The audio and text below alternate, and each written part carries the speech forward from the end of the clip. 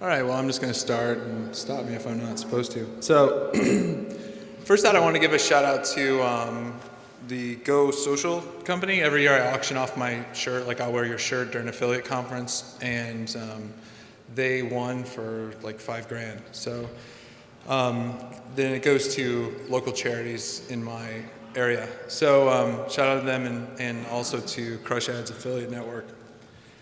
All right, so today we're talking about Facebook advertising, and this is a Q&A session. So start thinking about questions you have as an affiliate. We have some of the best affiliate marketers in the world up here who have been there and done that.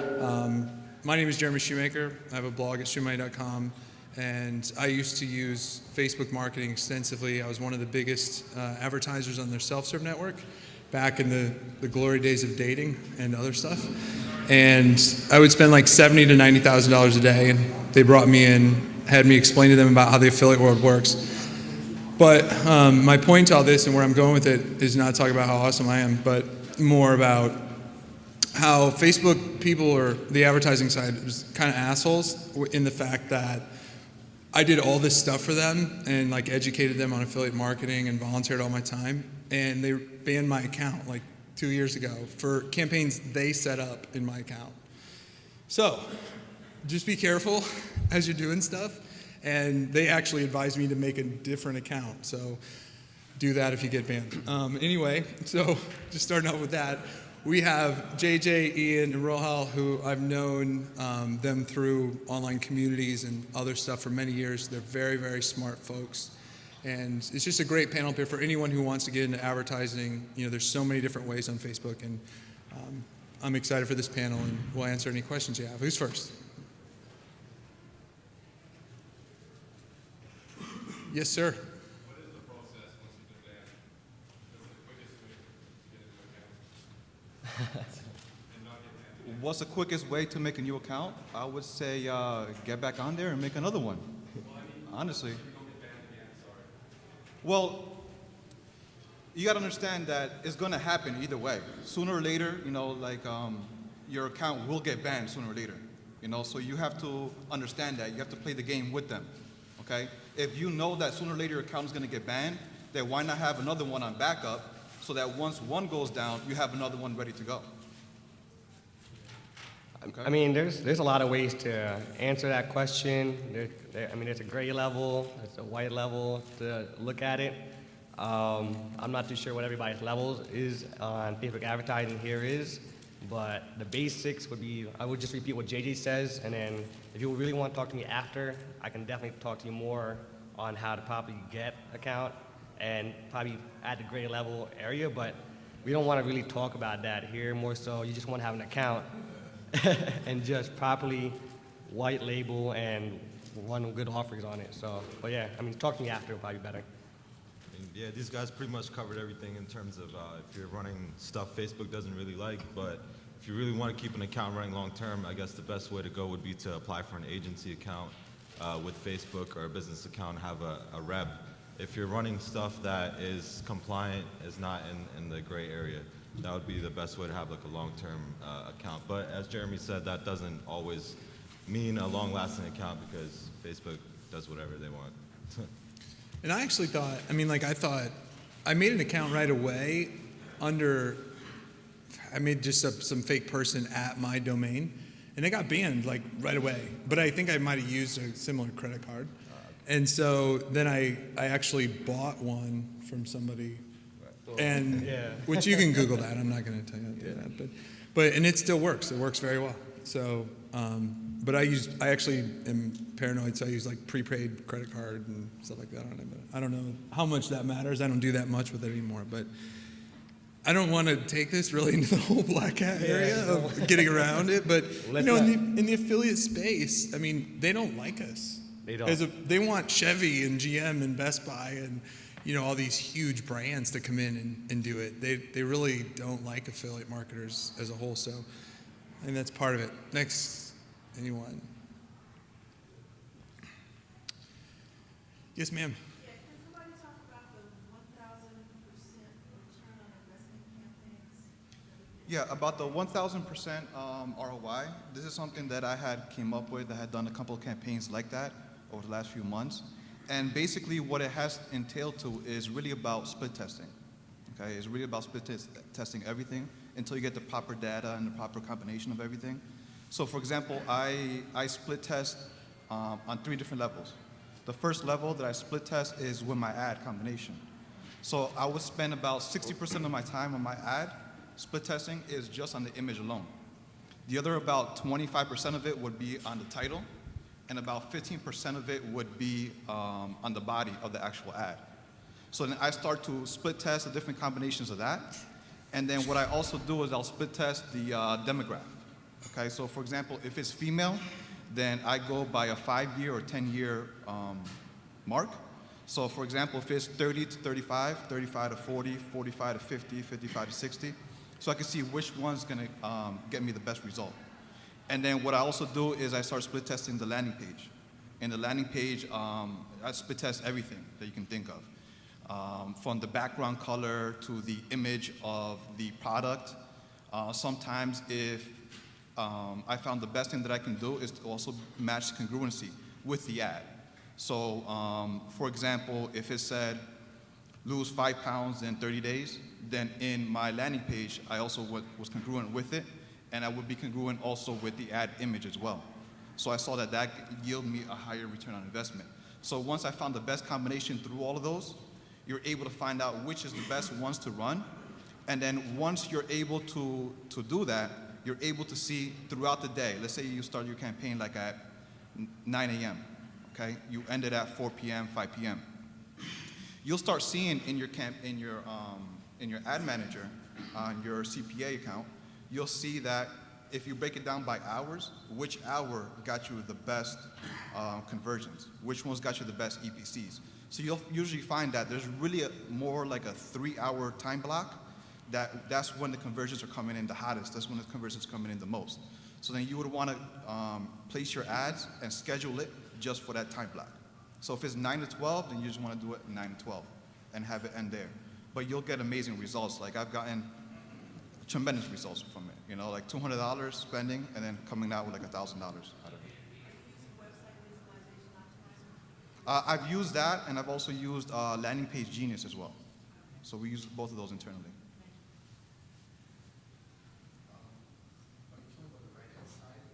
Yes, on the right-hand column. So you're asking if I'm doing split testing on the news feed as well? Yeah, I do some split testing there as well. But you got to kind of gauge the both. You know, right now a lot of people are really hot with the news feed. So what I found is that when everybody's hitting the news feed, there is more space on the right column, and my CPCs are a lot cheaper coming out that way. When you say newsfeed, is that the boost post, or is that like? No, that's more like when you schedule your ad in Facebook, you can place it to either have it placed on your right column, or you can place it in your newsfeed. Oh, so when someone logs in, they'll see it as the second spot in the newsfeed. Because I think you're talking about the boost page on your like fan pages, right? Yeah. So I love that. yeah. And honestly, like I said, I've been out of it for a bit in Facebook advertising. So I mean, these guys are a lot more hands-on. But with the boost page stuff, I can talk about that if somebody has a question. I'm sorry? It's hard to get Facebook to approve your the ad that you just mentioned. Example. For diet? Yeah, the 30 pounds. It's really about how you word it. You know, it's really about how you word your ad, and really about also the image. So if it's showing like a lot of skin, or if it's showing someone that's really like slim and everything, and it's kind of accentuating it, then they're going to look at that and be like, no, this is not right for our community. It's a crapshoot on approval sometimes too. You can submit the same one.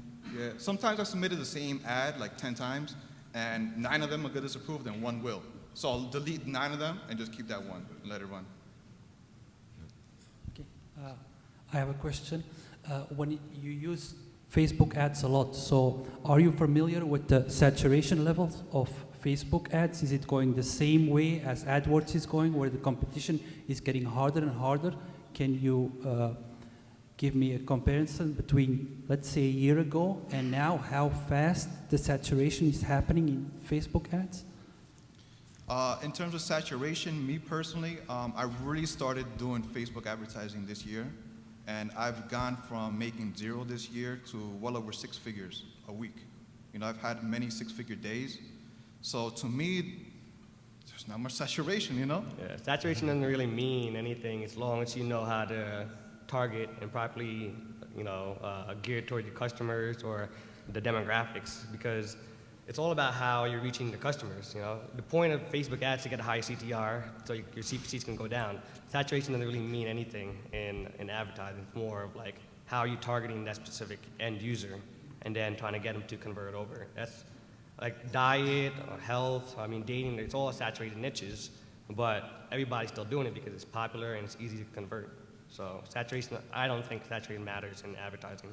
Yeah, saturation usually means there's money being made. So even with brand advertisers coming into Facebook and newsfeed ads and stuff, there's still a lot of room for advertisers to profit, because what it comes down to is your CTR. The better advertisers are always going to get rewarded, the better creatives, the more relevant your advertising is. And so, yeah, I wouldn't worry about that too much. Yeah, there's more brands coming in, but so far I haven't personally seen an effect in terms of cost of advertising. And really, it's just, you can do it better.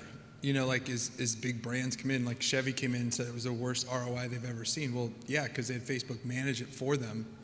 Even Facebook themselves doesn't really understand. I've gone that route years ago. And if you ever click the self-optimize, or I don't know if they even still have that, where it's like, let Facebook automatically bid for me.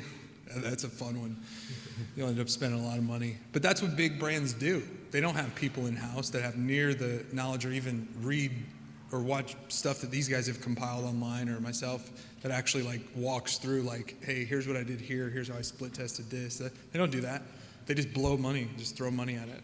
So that's why the opportunity, even though Facebook's having a problem maintaining users and whatnot, but the opportunity is still enormous, because you can do it so much better than any of them can do it, even though it's a very saturated industry, no matter what the industry. Yeah, I was wondering if you guys do custom audiences, and do you guys use graph scrapers?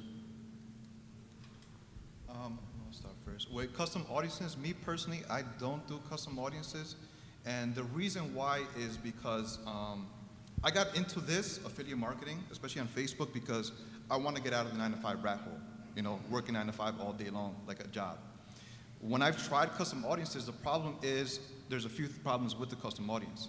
First of all, you're targeting let's say 10,000 people or 20,000 people.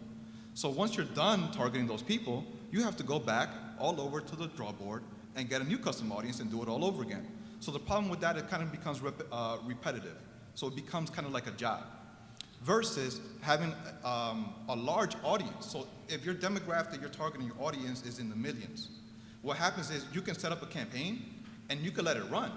And what happens is it will run every single day for months, and you can get the same results still. You don't have to keep going back to the same draw board, okay? Another problem with the custom audience is it's not scalable. So you might be able to make, a couple $100 with a custom audience of 10,000 people, but you can't go from making that same $100 to make a couple $1,000 the next day. You can't spend more money to it.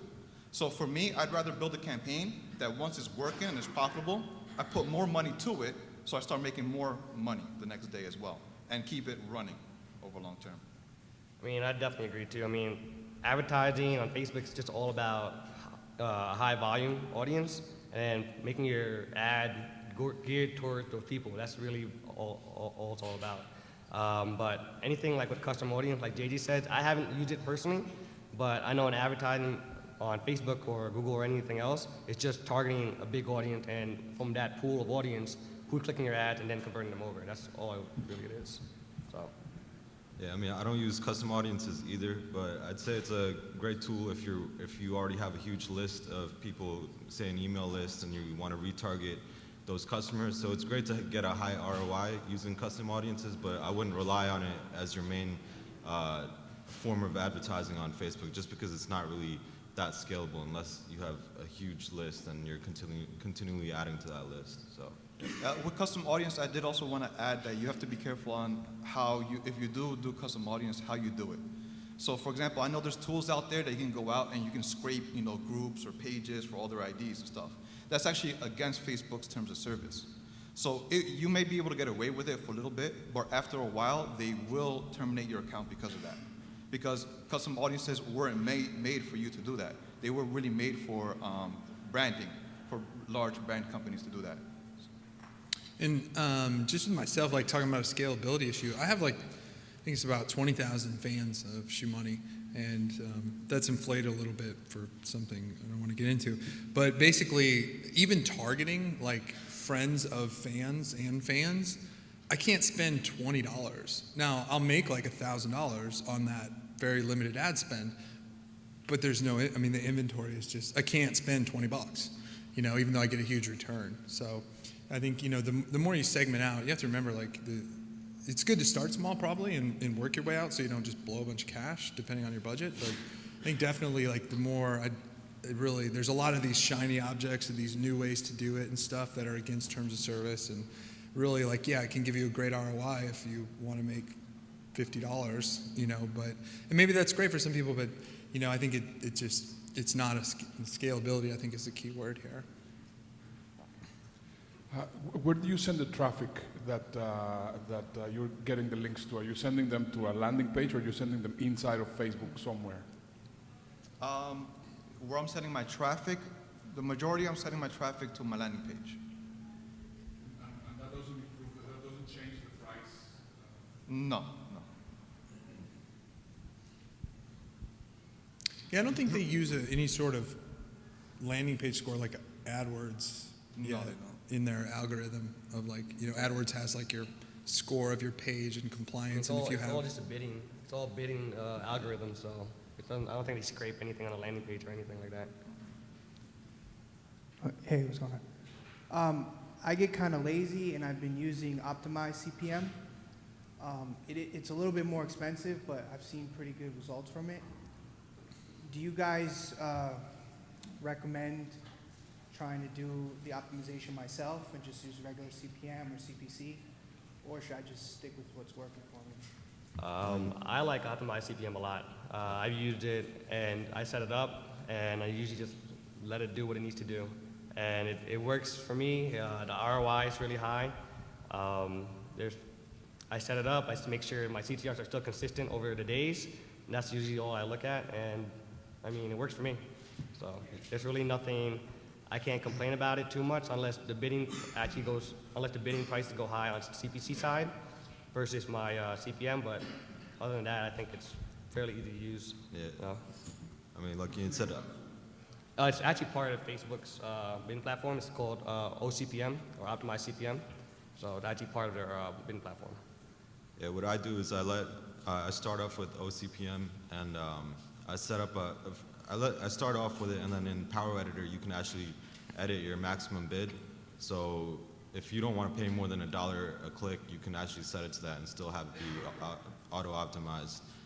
So that way you're letting Facebook do its thing, but you also have a max cap on how much you're willing to pay per click. But initially I let Facebook decide what it wants to charge, however much it wants to charge me per click on OCPM, but just so I get the best placements initially. And then once it's running for a few days and it's gotten the best CTR, I can go in there and based on how it's converting, based on what kind of CPC I need, I go in there and set my max CPC. So, I think a question leading off of tools that people always want to know is, like, any of you guys use the Chrome extension? And like, there used to be that awesome Firefox tool, like back in the day, that they didn't like. Right. But what kind of tools do you guys use as a whole? Well, Chrome comes with the Power Editor extension. Or you need Chrome to be able to use Power Editor, and that's what I use now. I think it's very impressive, the Power Editor. It's like, yeah. I mean, I don't use it that much. I mean, it's very simple to use. I mean, I don't use it that much technically. So. As far as tools, I actually developed my own internal tools that I use for me and my internal guys. And basically it just automates mass uploading a bunch of ads and a bunch of campaigns, or creating a bunch of different ads with different like hues or borders, or adding a little bit of text on it. This guy's a pimp, creating his own system. That's yeah. That's legit. Good luck with that, everybody. Build out your own system. That's a fun. I have a question. For your landing pages, do you have multiple landing pages on one domain, or do you have multiple domains? So every domain has is one-to-one. Multiple domains and multiple landing pages. I have multiple landing pages and multiple domains. I have each domain is according to the vertical that I'm in. Okay, so for if it's weight loss, for example, just say something healthy weight tips.com or something like that. You know what I mean? So I'll use something like that, and all my landing pages for that vertical will be right in that domain. I mean, it really depends. So let's say I have multiple domains and multiple landing pages, but let's say an account gets banned, you really don't want to use the same domain either for that account or for a previous new Facebook account, because that puts an association to your prior account, and that brings a relationship to your new account.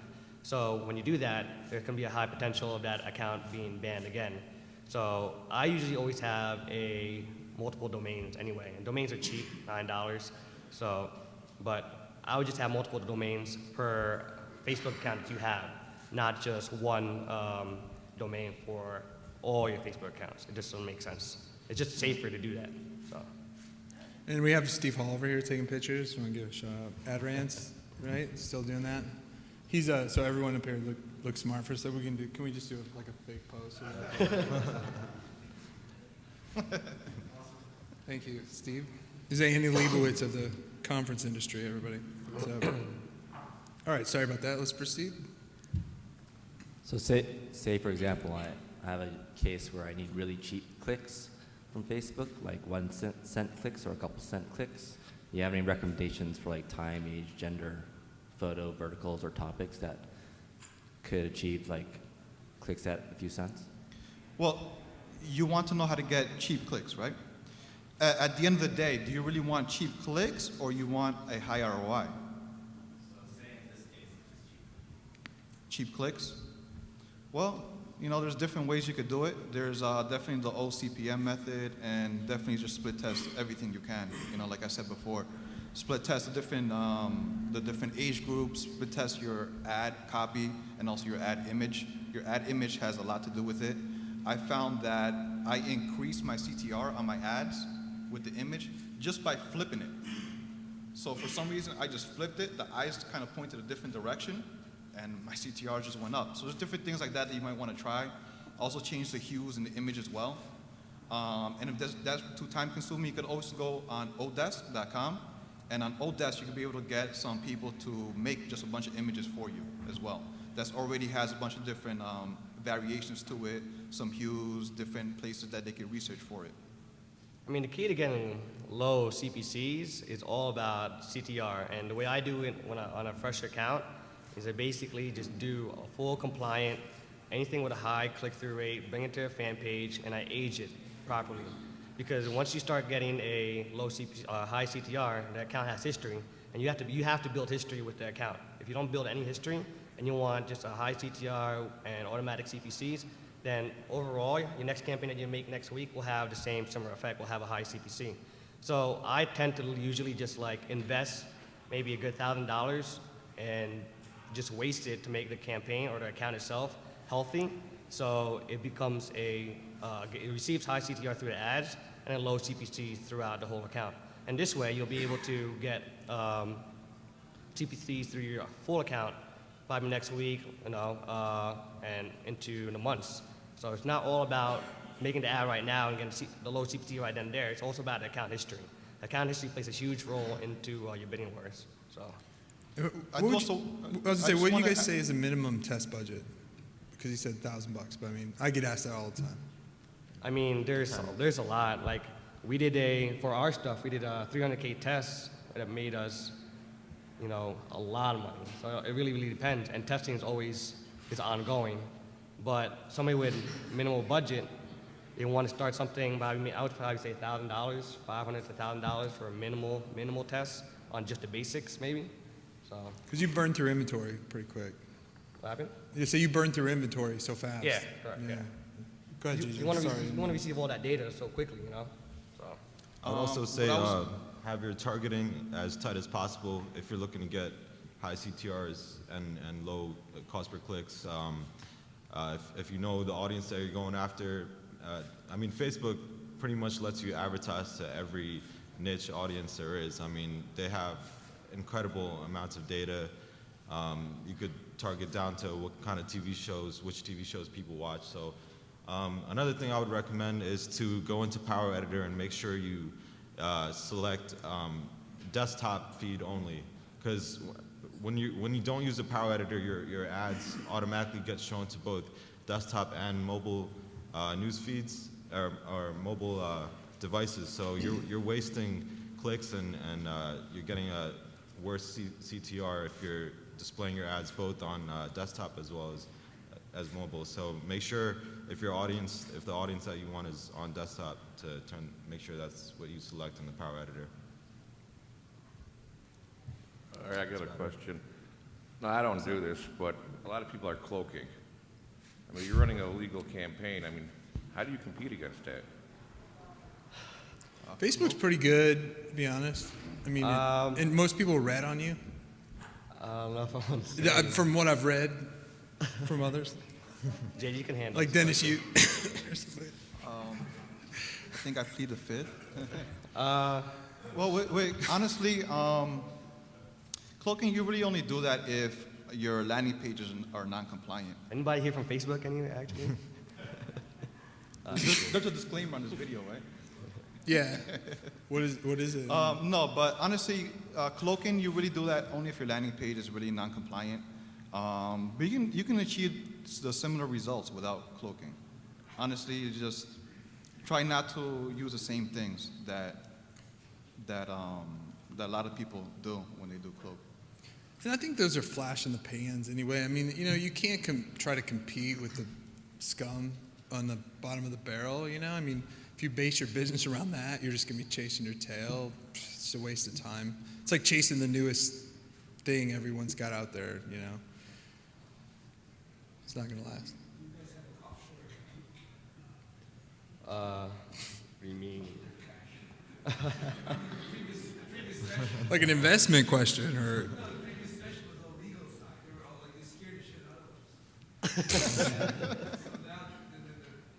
What are they doing? What do they say about the offshore?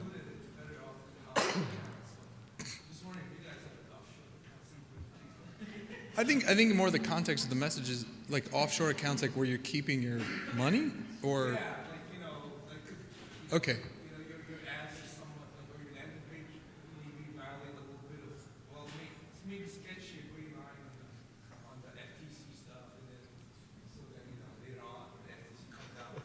I've been in a lot of legal problems, Let's continue. and I've never had an offshore account. I think that's actually a red flag. My attorneys are like, you're actually going to have a bigger, if they do their due diligence and you have all these offshore accounts, and you're in the U.S. That's just my experience, but offshore accounts? No, I don't have an offshore account, but moving forward, There was a guy here from Malta who was telling me that they have 5% corporate income tax, so I might endorse him. back to Facebook ads. All right, so this is a question. Thanks for the off the wall. So this is a question about running ads in the sidebar. So when you essentially set up a campaign at the beginning, should you have, let's say I was running 100 ads, should the first ad group be 100 pictures with the same headline and the same body text? Or is headline better to split test first of all to find the best headline? Or which of the three variables would be the best to split test first essentially for CTR? So basically, question is basically asking, do I want to test 100 images on one campaign, then figure out what's going on from there, test that image with 100 text ads, et cetera, or do it in bulk. I personally like to do it in bulk because I can do sub-IDs, and basically by my sub-ID 1, 2, 3, and 4, they'll tell me what image, headline, ad copy will work, and this way I actually know what will work really, really well all together instead of wasting time and money and concentration on creating so many ads. The downside of that is that you hurt the account because your CTRs can fluctuate up and down, and then your CPCs fluctuate up and down too. That's the only downside. But then what I do is I take that information anyway, what I learned from my clicks, and then move it to a new Facebook account anyway, and then age that properly. If you have the money, I'd rather people bulk test than actually spend so much time on 100 ads, 100 headlines, 100 text ads. I think that's just time wasted, and time is valuable. So bulk testing is so much better. And if you have a really good tracking platform, your sub-IDs will tell you your story, so. Yeah, I mean, it really depends on your budget. I would say that if you're on a limited budget, I would say start off by testing images only, keep the same headlines, and don't put more than 4 or 5 ads in one campaign, because the way Facebook starts giving impressions is if you have 100 ads in one campaign, it's not going to give impressions to all of them, or it's going to give impressions very unevenly. So I would say 4 to 5 ads in one campaign with different images, find the best image, and maybe make 10 different campaigns with 5 different images in each one. Once you find the best image, then start testing your headline, and then split test that. Once you find the best headline and image, then split test that with the ads body. Another thing I wanted to add is you guys should definitely use third-party tools that make it a lot easier to split test, such as one of them is Quaya. I'm not sure if anyone here has heard of it. It's QWAYA.com. Another tool you guys should use is iMobiTrax. It was built for mobile, but it works great for web too. It's iMobiTrax, TRAX. And that's a great way to split test your landers. You can add sub-IDs in there to track which creatives you're running as well. So those are 2 great tools to help you get started. Actually, I gave a presentation. It was just me on Facebook advertising a year and a half ago. I don't know, Ian, did you go to that? Oh, what the heat map case study? Yeah. Yeah. And so I was doing so much at the time that I started gathering all this data, because I was like, I think I have a lot of value to give. And this is, you have to keep in mind, this is 2.5 years ago, but if you find the video on Affiliate Summit or on my site, they actually go into kind of tails off to what he was saying. I found that the actual image was about 75% of impact on the click-through ratio, and then the next was 15% was the title, and then the next was that. And I actually played around and showed different statistics on stuff of where I could actually have the image of the gray shirt girl, which I don't know if these guys know, but became famous. It was a very high click-through image, and I could have the text in Korean, and it would still get the same. It would still get a very high click-through rate. So, the image is, I think, everything when you start. Do you guys find that still? Like I said, it's been 2.5 years ago, but yeah. Images definitely play a huge role in CTR anyway, I think. Yeah, since I'm an affiliate, I would like to diversify to, several niche markets. Should I have just only 1 or 2 Facebook accounts, or should I have multiple Facebook accounts? What are you doing?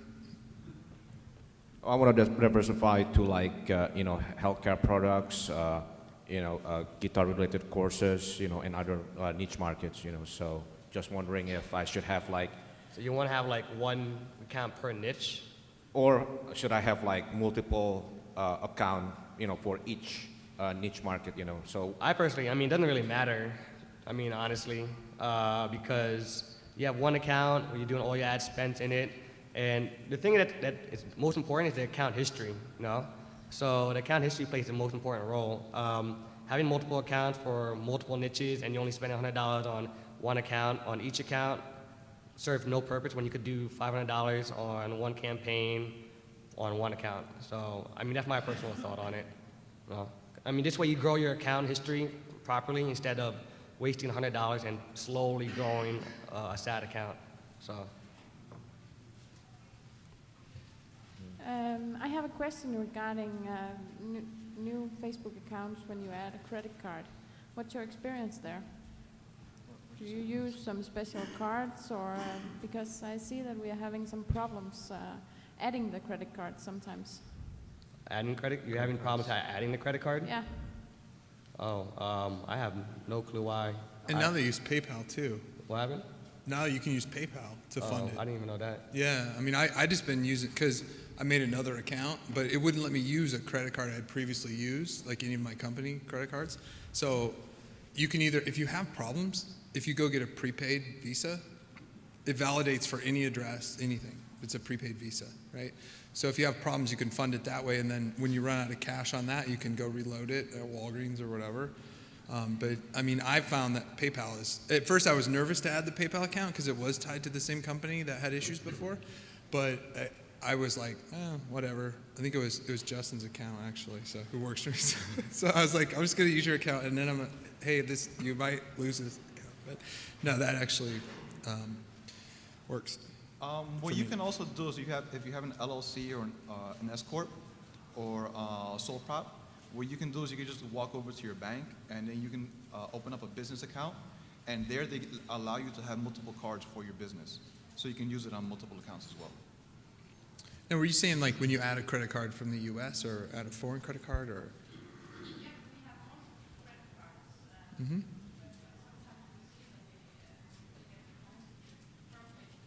Oh.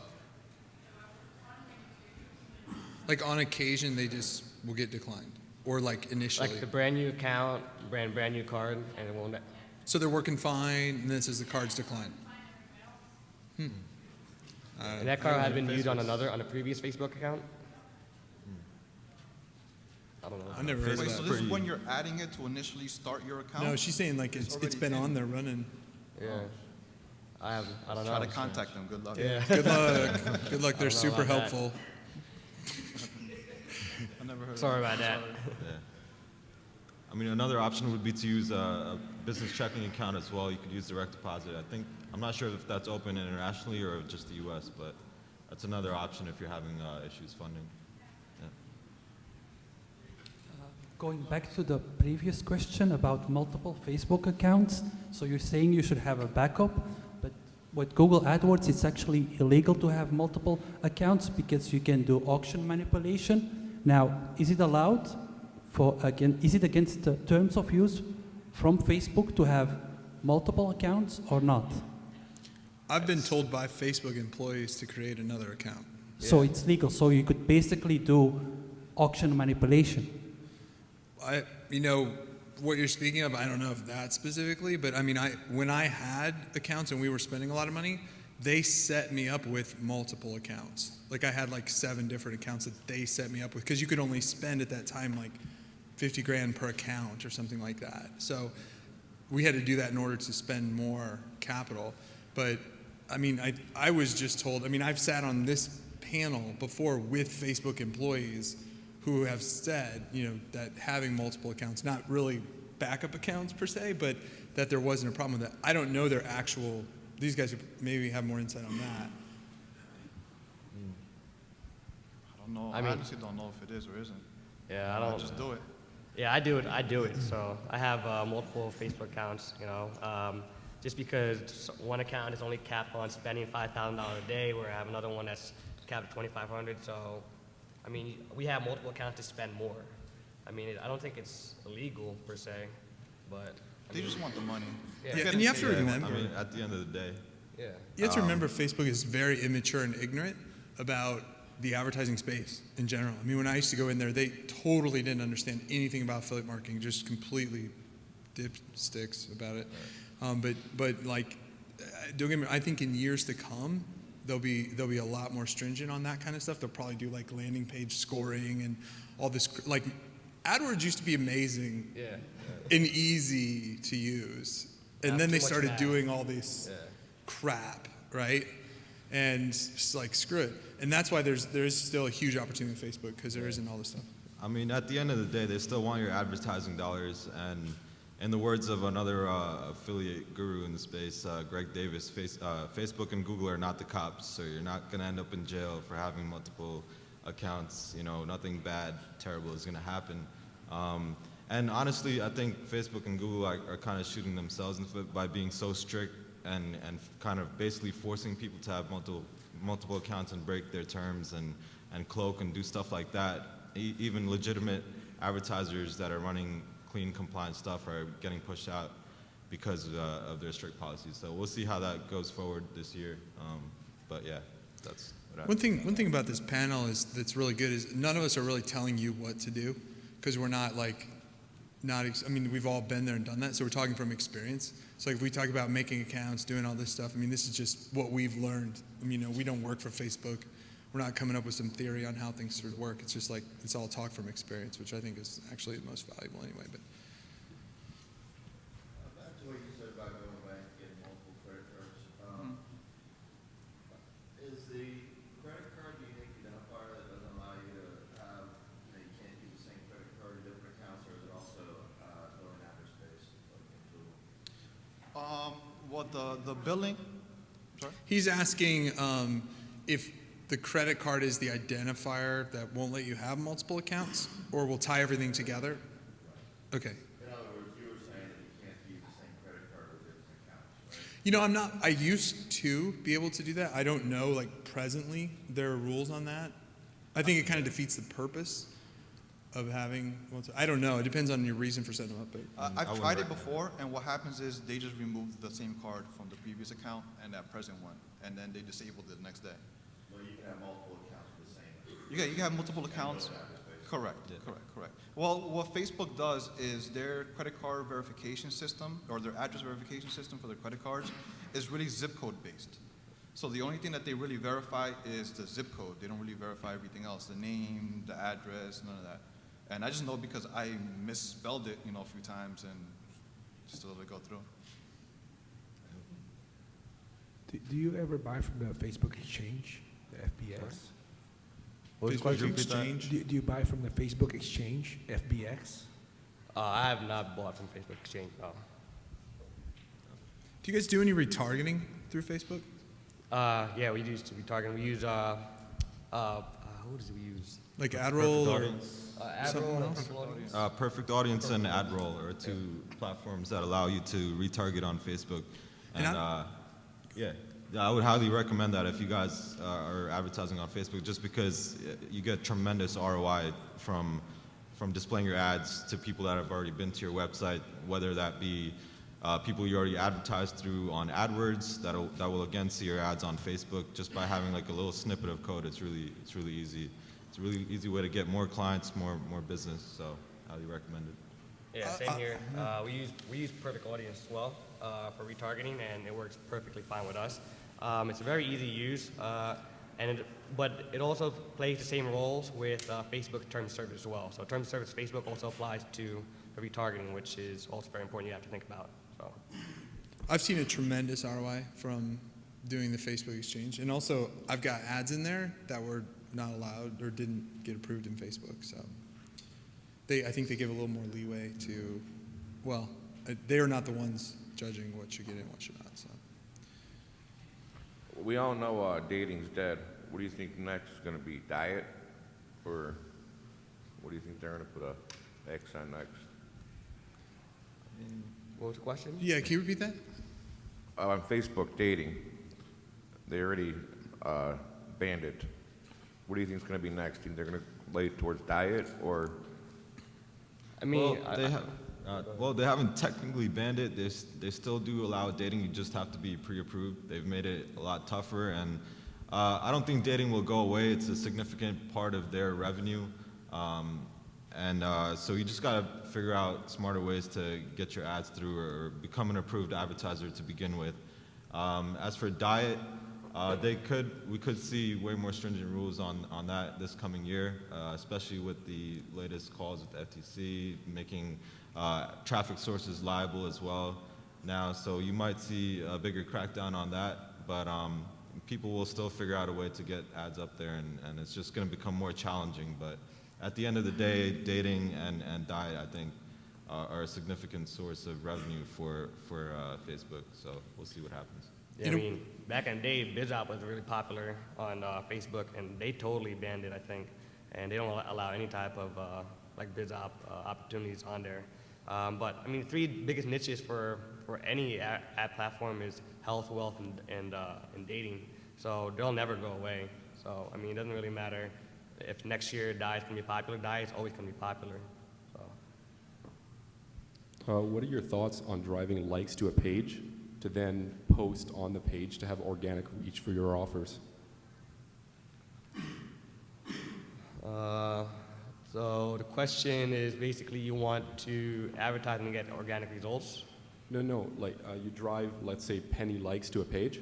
Oh, send likes to a page. And then you get to, 100,000 likes, and then you post in the feed. Rohail did a pretty good case study on it. I haven't done it personally. It's just, I think that's just a lot of time. I did this a while ago. I built up a fan page to maybe 100,000 or 150,000 fans. I don't remember, but and I was going to try to use that to profit instead of sending my traffic directly to an affiliate offer or a landing page to an affiliate offer. I was building up the fan page first, and then the plan was to post affiliate offers. But unfortunately, after spending around maybe $10,000 to build that fan page up, Facebook banned the account, so I didn't really get a chance to, that's Facebook for you, but didn't get a chance to really recover that. But that happens. It's a hit or miss. You just got to make sure you can get those penny clicks, but those penny clicks add up. You just got to make sure as you're building that fan page up, you're also throwing some affiliate offers in or ways to monetize that fan page,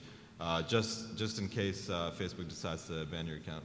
So balance it out. I think there's a big opportunity. Like if you have a niche site and you're trying to grow that, maybe not so much the affiliate, but I've seen companies. One of my friends owns one of the largest television-based websites, and he was able to purchase a Facebook fan page, which was not the official fan page for like American Idol. I forget exactly what it was, but it had 6 million fans, and he bought it for $25,000.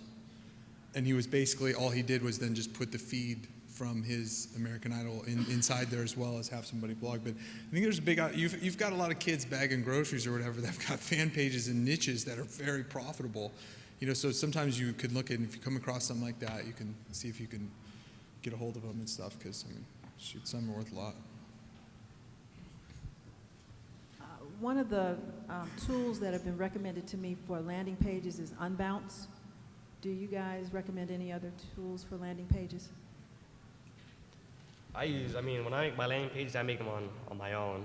I don't use any third-party tools just because I think I like having the flexibility of putting my thought on the landing page versus somebody giving me a preset theme with preset colors, preset fonts, And plus, you really can't test all those font sizes and, opt-in boxes, etc. So I like personally just making my own and giving it to my developer, and they take care of it. My personal opinion. Most of it's pretty straightforward. I've written my own thing. I was actually going to publish the code for it, which is just, I do kind of like IP and session and other tracking, I think I do it better with very minimal amount of code and it's real time too. That's the cool thing about doing your own, is it's real time, and if you want to make adjustments, like we use Google, their they built that into analytics now, I think. Yeah. Google Website Optimizer. It used to be so slow, where you get results like a day later. Visual Website Optimizer is pretty sweet, but it takes time too, and it's a little janky in that you got to put JavaScript inside your. But so yeah, I think if you can go on Odas and just say, I want something to do this, or something. It's cheap.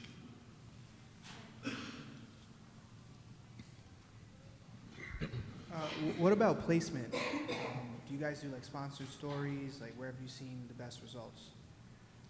I personally, we've done sponsored stories, but it backlashed to us with bad comments, and with that we had to filter out comments, delete comments.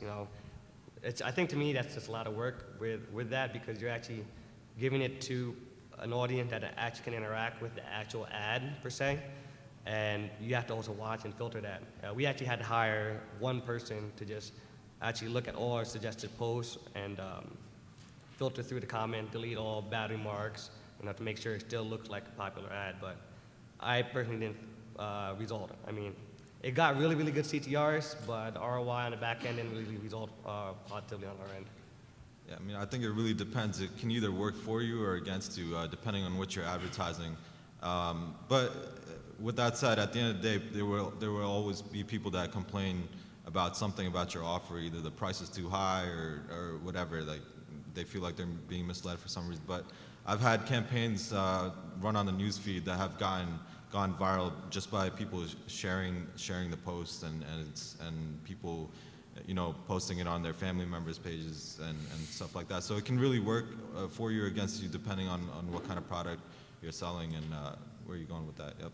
So I like to do both. I like to do both and let the numbers dictate the result per ad, per campaign, and per vertical that I'm really doing. So I'll test it out. If the right column's doing better than the news feed after not just a day but after a week, then I'll stick to that right column or I'll stick to the news feed depending on the numbers. We're getting close to running out of time here, so go ahead. I just want to let people know. I run only private label partnerships, and some of them have grown into pretty significant brands in themselves.